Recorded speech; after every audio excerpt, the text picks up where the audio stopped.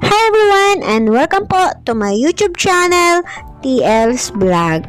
Marami po ang nagtatanong kung para saan daw po ang aking 5 pesos challenge. Tara po, inyo pong panoorin at inyo na rin pong alamin. Let's go!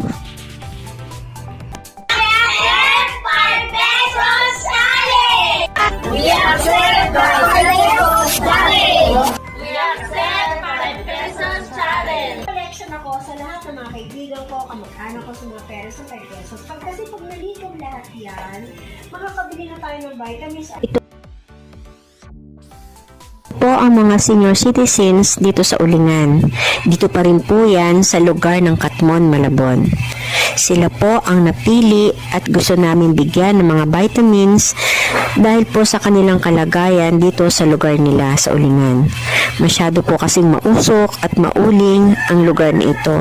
Natutuwa po kami kasi may mga na-encounter kami ng mga senior citizens na sa kabila ng kanilang sitwasyon, makikita pa rin sa kanila ang kanilang pagiging positibo at pagiging masayahin sa buhay. Ang gamo, ano yung vitamin? Anong vitamin? Pampaibig man daw.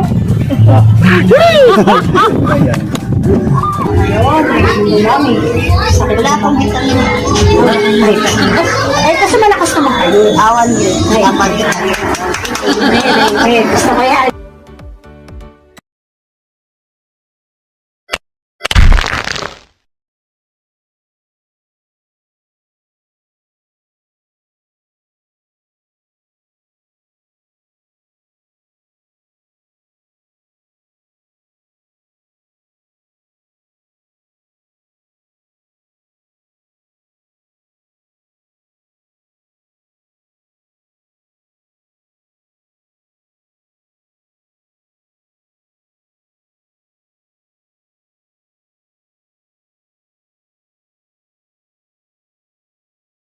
Challenge yun na yan ay mapupunta yan sa bibili natin ng vitamins.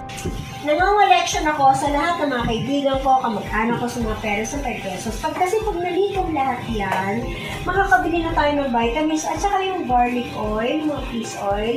Meron kasi dun may mga sakit sila sa puso. Ayan, naano ko yan. So, bibigyan natin sila. Lagi natin tandaan. Kung magbabahagi kayo ng 5 piso, sobrang laki na may tutulong yan. Ha? Parang yung balik na yan. Yes, hindi mo ba? 25 na daw sa kanya. Sa akin yun, benching ko na yun eh. Parang 25 na balik. Diba? Benching ko na yun eh.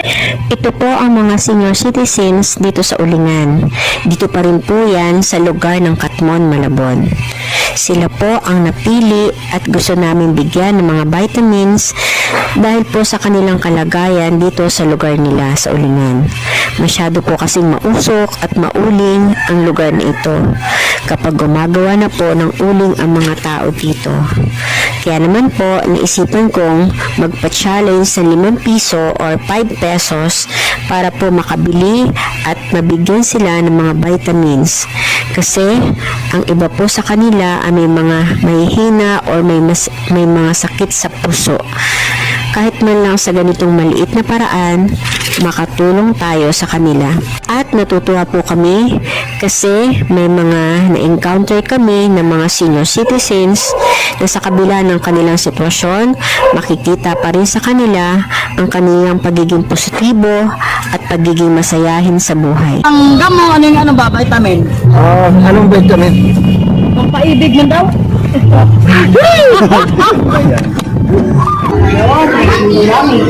Wala pang vitamin.